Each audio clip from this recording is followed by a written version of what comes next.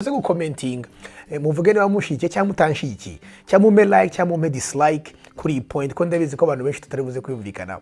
So mu myaka 30 hano utagira kuvuga uti ugomba kwirinda gukora ubukwe bw'amafaranga menshi.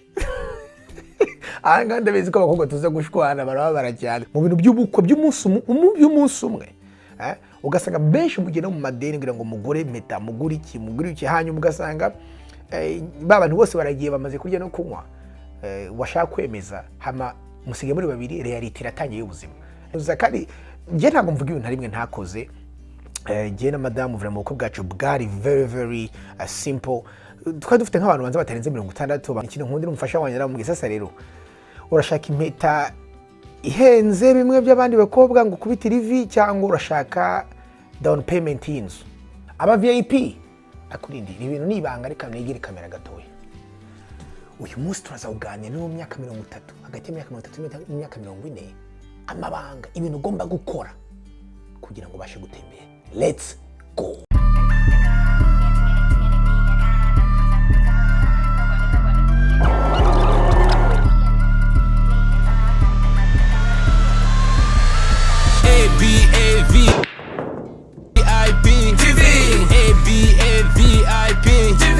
Turn your dreams to reality. Think different, leave a legacy. Yes you can, yes you can, yes you can, yes you can. If you see it, you can have it in your pocket. ABAVIP TV, ABAVIP TV. I'm Coach Gael. Nonje koze ba VIP murakomeze neza hanga ko ari Coach Gael wanyu mu kiganiro again cyo kwiteza imbere business and entrepreneurship. Nuvuga ngo ba VIP mwese mukunda ibiganiro nk'ibi ngibi mutaraba VIP mutara subscribing and subscribing hanyuma mugumane natwe dukomeze tungurana ubwenge. Uyu munsi rero ubushize hari gana twakoze abantu benshi baragikunda cy'ukuntu cyangwa se cy'amasomo ugomba kuba amasomo ugomba kuba waramenye uri mu myaka 20 ngo bashe gutera imbere cyangwa se lessons cyangwa se ubwenge ugomba kuba waramenye mu myaka 20 ngo bashe gutera imbere. Amwe n'amasomo nize ku giti cyanjye ayandi nandi masomo nigiye ku bandi. So ruvuga ngo batarebye iyo video nimugende mubanze muri byo ngiyo hanyuma twubakire kuri iyo video. So uyu munsi turaza kuvuga noneho ku bintu ugomba kumenya, ku masomo ugomba kwiga, ku bwenge ugomba kwiga uri mu myaka 30 utarakweza imyaka 40. Ese ni ibiki ugomba gukora right now niba ufite imyaka hagati y'imyaka 30 kugeza imyaka 40 ugomba kura kuri uyu mwanya bigutegura kuba successful muri business yawe, muri career yawe cyangwa se mu kindi kintu cyose ushaka gukora ndetse no muri calling yawe Imana ishobora kuba guhamagarisa. Ni ibiki ugomba kura kora ubunona bigutegura niba ufite muri iyo myaka. Nibyo tuzakuganira uyu munsi. Sire kuvuga ngo ba VIP kuko bimeze niba ufite imyaka 40, 40, 50, 60 nta kibazo nta ryarenze. Ngiye nkunda kuvuga yuko umuntu atangije KFC Keno Sanders yatangije ira business imyaka 60 na ngo ntari rarenga. Ntumve ngo ngo wari imyaka 30 ngiye byararangiye oya. Nuvuga ngo hari ibyo ushobora kwiga uyu munsi ukawajya nyuma vavu mukabihindura ntari darenga. Kandi noneho niba ufite imyaka 40, 50, 60 ushaka ufite umwana, ushaka ufite inshuti, ushaka ufite barumuna bawe bafitiye bakiri imyaka 30 bohereza iyi video baze kwiga kuko uyu munsi tuzaganira ku bintu byinshi abantu bose bahurijeho bakora ndetse hanyuma tutinde tuze kurangiriza specifically ku bantu bari muri Amerika no muri Canada ibintu bagomba gukora niba bari mu myaka 30 cyangwa hagati y'imyaka 30 na 40. So let's go. Rero nk'uko twabivuze ubushize mu myaka 20 ngo ni myaka very important cyangwa se ushingira ifatizo ushaka kuba kuzuma bwawe buri successful. Ariko imyaka 30 ruze kuvuga uyu munsi noneho yo ni imyaka ugomba gutangira kumenya uriwe ukamenya ikintu ushaka kugeraho. So iyi ni imyaka noneho yo kuba established cyangwa se yo gutangira gushinga imizi ukavuga uti yes uyu ni umugabo nshaka kuba uyu ni umugore nshaka kuba iyi ni intuze yanjye. So imyaka iri very pivotal kuko niyo myaka navuga ngo biri prime mu gukora. Navuga ngo ni muri ya myaka muri 20 cyane ubukiri muto ariko muri 30 nuri ubutangiye kugera muri prime cyangwa se imyaka y'ubugabo bwawe cyangwa se imyaka yuzuye. So navuga ngo rero ikintu cyambere somo rya mbere mu bantu bafite imyaka 30 ugomba kumenya iby'amafaranga. Ugomba kuba serious about amafaranga yawe. Anga no gutangira kumenya ibintu byitwa nka net worth cyaricyo. Se net worth ni iki? Net worth akenshi ni handi ufata ukabuzi amassets yawe yose ibintu byose ufite bikwinjiriza amafaranga. So nuvuga ngo ibintu byose utunze ufite ukabishira hano hama ugafata n'ama liabilities yawe, ugafata amadeni yose ufite ukayashira hanga. Hama noneho assets minus liability biguha net worth. Ukamenya net worth yawe ufite, ukamenya se iyo mfashe amadeni niyo mfite kuruta ibyo ntunze cyangwa ibyo ntunze ni byinshi kuruta amadeni. Aha ni ugomba gutangira kubimenya, ukamenya budget, ukamenya ku budgeting amafaranga, ukamenya amafaranga yinjiye aso, ukabimenya neza, ugatangira guspendinga ku bintu bifite akamaro gusa. Ukareka guspendinga ku bintu bya luxury udashoboye. Simvuze ko luxury ari mbi, simvuze ko kugira imodoka nziza ya telefone nziza ari mbi cyangwa se isaha nziza cyangwa ibyo byose byiza, no ariko bigire warishe cash apana fati ideni kandi ubigura ariko koko ushoboye kubigura. Iki ni ikintu gikomeye. Ari mu myaka 30 unatangira kuba serious, ugatangira kumenya ukuntu ugomba gukata amafaranga usohora atari ngombwa, ukabika amafaranga menshi ashoboka kugira ngo ubashe gukoresha ikintu gikomeye. Actually hari tip imwe ikomeye navuze mu video yanjye mesha arangiye. Iyi ni tip nakwe mu gitabo cyitwa The Richest Man in Babylon. Ni tip yitwa ngo pay yourself first. Iki ni ikintu gikomeye. Ni tip shaka kuba abantu bose turi kumwe mu myaka 30. Iki ni ikintu twese tugomba gukora. Niyo ngo amafaranga ukiyamara kuyahembwa, banza uwishyure bili ya mbere. Bili yitwa wowe. Ubundi tuzi yuko abantu bivuze ngo se saving nizi, tuzi yuko abantu bose ubundi bakabanza bakishyura ibintu byose bagomba gukora, bakishyura ama bills yose, bakishyura inzu, bakishyura iki, no hasigara duke ngo twya savings. Muri principe pay yourself first. Wowe wigira bili ya mbere. Banza saving zigire nka bili ugomba kwishyura. Nuvuga ngo niba uhembwa 1,000 uvuga uti 50 cyangwa se 100 cyangwa se 200 uko bishoboye. Aya ngaya nayanjye ni bili ya mbere ngomba kuriha yitwa Gael, yitwa wowe mu VIP, ukashira muri savings, hanyuma ukabaho muri ayo ndasigaye. Ibyo nubikora uzabasha kubona yuko uzongera uburyo savinga. So tip ya mbere mu myaka 30 ugomba kuba serious, be serious about your income, about your money, be serious. Tangije ku rupapuro byandike byose.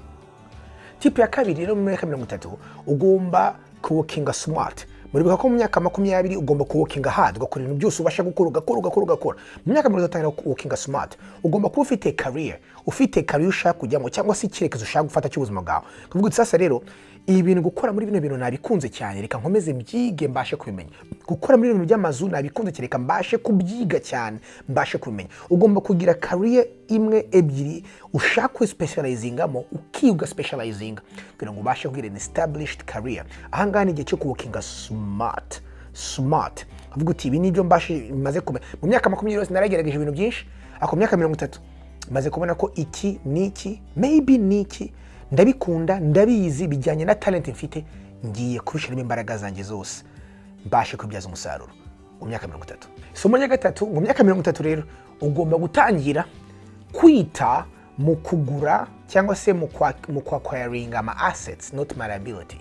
Asset na liability biratandukanye. Asset ni ikintu cyose ushobora kugura kikwinjiriza amafaranga. Nivuga ngo yiguze inzu ukayikodesha kwinjiza amafaranga. Nivuga ngo yiguze imodoka ukayikodesha kwinjiza amafaranga buri cyumweru, ni asset. Cyangwa se yiguze moto ibintu nkabiri ukayishira kure bakakuzunguriza amafaranga, iyo ni asset. Liability ni ikintu ugura nkaya nkweto ihenze cyangwa se nkaya sayi ihenze cyangwa se nkaya telefone ihenze. Ibintu byose nka liability ibyo ni ibintu ugura bigasohora amafaranga gusa. N'inzu nziza, buriya n'inzu nziza hari igihe liability niba ugiye kwibamo kuko nta mafaranga irakwinjiriza, ahubwo irasohora amafaranga buri kwezi. So ngo igize imyaka 30 rero sasa ugomba gutangira gukora gute? Ugomba kumenya uti reka ntangire ngira ama assets amwe namwe anyinjiriza amafaranga, byibuze ngira ama assets menshi anyinjiriza amafaranga menshi kuruta amafaranga nsohora. So and again mu nyumve neza, simvuze ko kugira ibintu byiza ari bibi, ariko banzu gira ibyiza bijyanye n'urwego ugezeho na asset ufite n'amafaranga winjiza.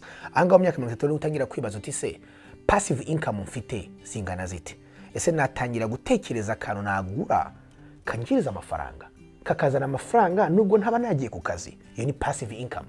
Passive income na active income ziratandukanye. Passive income na amafaranga yinjira urakora. Actually hari video nabikozeho nza kubasigira uyu munsi mukaza kureba itandukanya passive income na active income. Indi tip mu myaka 30 iyo irakomeye cyane, ngomba kwivuga mbe negereye kamera.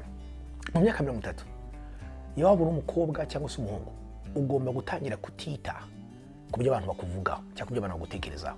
So kuba sensitive cyane kubyo abantu bavuga n'ibiki byo bagize, ibyo bagushaka wambara, ibyo bashaka huba, ugomba gutangira kubireka. So ngo utangira gukora wowe ibyo ubona byo guteza imbere ubuzima bwawe.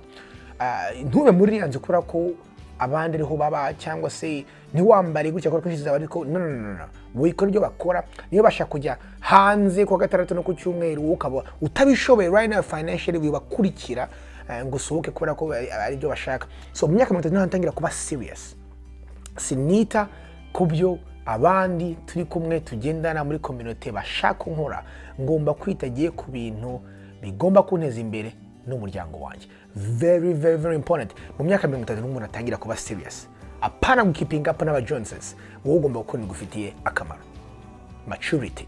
Indi tip rero ahangaha niho mu myaka 30 ushobora gufata ama risk, ariko apana nko mu myaka 20. Myaka 20 ufata risk nyinshi cyane, ikintu cyose kikuje muragikora. Ako myaka 30 ufata icyo twita calculated risks. Ruvuga ngo sasa ubuzi ko okay, bangu myaka 30 dufite imiryango, dufite iki, sasa ugomba gufata ama risk wabaze neza. Voreka ntangirira business kora ko narayize kuva mfite imyaka 20 cyangwa 20 ingahe maze kubona ko bimeze neza, cyangwa se mfite the right partners, mfite abantu bazi ibintu tuzashira hamwe tukagira. So imyaka 30 ni handu uvuga uti reka nkore business, reka nkore mbekamena tangiza akantu kama passive income ku ruhande, reka ngure mbekamena kwifatanya n'umuntu tugure inzu yo gukodesha.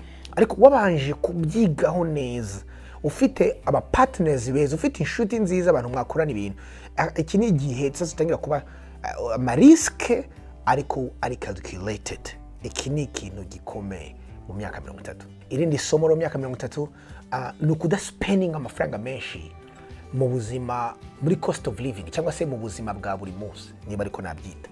Apana hano utangira kuvuga uti sinishyura amadolari 1000 cyangwa se 300 kugira ngo mbe i Kigali cyangwa se mbe Bujumbura cyangwa mbe muri capital downtown, you know. Kubera iki ntagena nkibera kure hagato mu cyaro nka savinga ku mafaranga, you know. Se kubera iki ngomba kwishyura inzu y'amafaranga menshi cyangwa se ngomba kuba ahantu hahenze kugira ngo mbashe kwerekana yuko ndi muri standard. Ahangana hano umuntu atangira kugabanya kuri cost z'ubuzima, kuko haba hari ibintu byinshi biri more important, you know, nka future, nk'umuryango, ibintu biri more important. Ni handi utangira kugabanya cost of living, ukemera kuba sacrificing umujyi n'amatara ukajya kure gato. Actually je nta kintu kimwe mvuga kitambayeho ntakoze ubwanjye. So jewe n'ubu ngubu hano muri Amerika mba ahantu 40 uvuye mu mujyi ukomeye muri state mbamo. Nabikoze kubera iki? Nabikoze kuva mfite imyaka 26 by the way, kubera ko nashaka kujya kure, nishyura inzu ya make, nishyura ubuzima bwa make, hama mbashe gusavinga, mbashe gukora business, mbashe kuinvestinga ndetse no muri ayo mazu. So iki ni ikintu gikomeye umuntu agomba kugiringa gukora uri mu myaka 30. Hamerindi somo rero mu myaka 30 ni ugufata self education cyangwa se kwigisha nk'ibintu bikomeye, ibintu biri serious. Iki ni ikintu gikomeye, please, ni ikintu gikomeye. Jese nzibagirwa igihe cyane natangiye gufata igitabo cyangwa gukurikirana ama video ya business. Nari mfite imyaka 26, ariko kuva icyo gihe ukuntu ibintu byihuse mu buzima bwanjye ashize just gusa imyaka 6, ni ukubera ubwenge nari mfite. Kandi icyo gihe nta mutahe nari mfite, nta mafaranga nari mfite, ariko ubwenge bwonyine aba ari ugutegura opportunity y'ibintu bishobora kuza. Actually hari umuntu wabaje ngo luck ni iki, aravuga ngo luck ngo amahirwe, ngo luck is when opportunity meets preparation. Ngo amahirwe ni igihe ngo opportunity cyangwa se ibiza tuvuga ngo ni nk'imigisha bihuye n'iki, bihuye n'umuntu uri ready, bihuye na preparation cyangwa se bihuye n'umuntu uri ready, icyo gihe biba amahirwe. Sivuga ngo imyaka 30 nta utangira kuvuga uti niba nkunda gusoma reka nsome, niba nkunda kwiga reka ndebe ama video nkaya ngaya atuma abyutsa ubwenge bwanjye, reka mfate course kuri real estate, reka mfate course kuri stock market, reka nige ndebe bino bintu, reka nige numve business ko bayikora, reka ngende nige ya course ya computer ibintu nkunda gukora, reka ngende nige trade, nige umwuga, nige kumenya gukora amatara, nige kumenya gukora plumbing, icyo ari cyo cyose ushaka kwiga, nige guteka. Ntagira ikintu wige ukiga ugafata self education, ikintu gikomeye kubera ko buri amashuri menshi formal education akenshi nta kitumarira. ariko kuko benshi twize byinshi mu mashuri ugasanga dukora n'ibindi umugabo witwa Jim Rohn wavuze ngo formal education will make you a living but self education will make you a fortune ngo amashuri ngo amashuri amwe asanzwe ngo yese azatuma ubasha kurya nubwo muri kino gihe atakiri ibyo ngo ariko ngo ubwenge wigishije kuko utangiye gukura utangiye kumenya icyo ugomba kwiga ngo ibyo bikuzanira ubutunzi. So this is very very important. Cyangwa se shaka umumenta, shaka umucoach. Hari bamwe mukunda kwiga mufite umuntu bigisha, mufite umuntu muganira, ngiye mfite aba mentors, mfite aba coach, so that's the thing. Ni ikintu mugomba gutangira gutekereza. Ini somo rikurikira ku myaka 30. Noneho cyane ngiye kuvuga ku bantu cyane bari muri Amerika no muri Canada ndetse ni Burayi bafite izi system. Ugomba assuming cyangwa ngiye kuvuga yuko credit score yawe mu myaka 30 wayigeze ahantu heza. Niba utaregeze ahantu heza, reba video nakoze ubushize y'abantu b'imyaka 20 hanyuma unarebe video nakoze kuri credit score. Ariko assuming ko credit score ari nziza, wigura inzu ihenze, ntutangire mu nzu ihenze, tangira mu nzu ukora ikintu tuta house hacking. Nuvuga ngo ugura inzu y'amapartema ube hamwe ukodesha ahandi. Ibyo nibyo nakoze. Naguze inzu iciritse cyane, inzu yanjye nego shiraga $800 haba hamwe nakodesha ahandi. Iyo bikoze neza usanga umupangayi wawe yishyura mortgage yose cyangwa se akishyura igice wowe ukaberamo hafi ubuntu. Iki ni ikintu cyo gukora cyo gutekereza please muri myaka 30. Kuko myaka 30 kenshi ufite umugore n'abana babiri ntaho mutaba, it's just a money yo guca bugufi ukavuga uteka ntangire hano hamwe. Pana gutangira hejuru kirasi ni kibazo. So house hacking iki ni ikintu sawa uri muri myaka 30 gukora. Iki ni ikintu gikomeye rero mu myaka 30 cyane muri Amerika no muri Canada ugomba byibuze kireka ku bantu bamwe n'abandi bafite situations zitandukanye, ariko niba ukora muri Amerika no muri Canada ahantu hari ubuzi, Burayi hari ubuzi, ugomba byibuze gusavinga 30% y'amafaranga ukorera. Niba ukorera $3,000 byibuze ubusavinga hafi $1,000 buri kwezi birashoboka. Hanyuma noneho ayo mafaranga nk'igice cyayo ugishire muri account savings kibe emergency ushobora kwitabaza mu gihe yakeneye, ayandi gice cyayo yashire muri stock market uyinvesting long term. Ikintu kiri gikomeye yashire muri retirement accounts nabivuze muri video y'ubushize. Kandi noneho mfite na course nabikoze ya stock market, mfite na video nabikozeho by the way, ndaza kuyisiga uyu munsi muyirebe y'ukuntu ushobora kwinvestinga amafaranga make gahinduka miliyoni over time. Mwumve imibare ku muntu ufite imyaka 30 atangiye gushira $300 ku kwezi akashira muri stock market, muri S&P 500, muri retirement account akayibagirwa. Mu myaka yindi 30 ikurikira yaba afite miliyoni y'amadolari, byibaza icyo kintu. So icyo ni ikintu muri myaka 30 ugomba gutangira gutekereza. Abafite abana mu myaka 30 ugatangira gutekereza kuba bakora college fund y'amafaranga azabafasha kwiga. Abafite akazi $300 noneho singo kuyashiramo yose ara yawe ushiramo $150 ku kazi nabo bakagushiramo ayandi bakumatching up to a certain percentage company yawe ikora. So iki ni ikintu gikomeye ugomba gukora mu myaka 30. Indi somo mu myaka 30 iringiri naho ntekereza ndishiremo kuko narinze ko ndishiramo abantu benshi turaza kurwana. Ariko ndabasajya muze gukomentinga muvuge niba mushyigikiye cyangwa mutanshigikiye cyangwa mume like cyangwa mume dislike kuri iyi point ko ndabizi ko abantu benshi tutari buze kwiyumvikana. So mu myaka 30 hano utangira kuvuga uti ugomba kwirinda gukora ubukwe bw'amafaranga menshi. Anga ndabizi ko abakobwa tuza gushwana barabara cyane. Hano ugomba kuvuga uti se why ubukwe $6,000 nako $15 makumyabiri by'amadolari, why ubukwe buhenze cyane, why ya mpeta ihenze cyane kandi muri muratangira ubuzima. Ahanga ni handi vre mugomba kuvuga uti reka ngabanye gatoya, si spending mu mafaranga menshi mu bintu by'amakwe, mu bintu by'ubukwe by'umunsi umwe. Ugasanga benshi mugenda mu madeni ngira ngo mugure meta mugure iki hanyuma ugasanga babantu bose baragiye bamaze kurya no kunywa, washaka kwemeza hama musige muri babiri reality iratangiye y'ubuzima, nta savings ntaki mugatangira mukagira. So to me nuza kandi nge ntabwo mvuga ibintu rimwe ntakoze. Nge na madamu vre mu bukwe bwacu bwari very very simple. twari dufite nk'abantu banza batarenze 60 abantu benshi baranababaye impamvu tutabatumiye ariko nuko twavuga ruti it's a budget thing dukunda abantu ikintu nkundira umufasha wanjye aramubwiye sasa rero urashaka impeta ihenze bimwe by'abandi bakobwa ngo kubita rivi cyangwa urashaka down payment y'inzu ikizabe mukobwa w'umunyabwenge yaramye ati ndashaka down payment y'inzu so ubwo rero impeta tuba turayigize tujya muri impeta tufata impeta ya Walmart ariko ikiza nuko nyuma y'imyaka 6 ejo bundi namugura impeta nziza this is what I'm saying so nuvuga ngo ikiri kintu ugomba kubanza kugira ngo impressing abantu kora aho uri right now ibyiza biri imbere mubanze mukore mubanze mu saving mubanze mu investing ibyiza biri imbere hamara ba VIP muri myaka 30 mbaye ka bonus ugomba niba mu myaka 20 utararangije amadeni yawe mu myaka 30 ugomba kurangiza amadeni yawe yose ni igihe ugomba gukata ukareka kugura ibintu udashoboye kugura ugakatinga ama expenses ukagabanya amadeni yawe cyane cyane muri Amerika no muri Canada please ni mumenye gukoresha ama credit card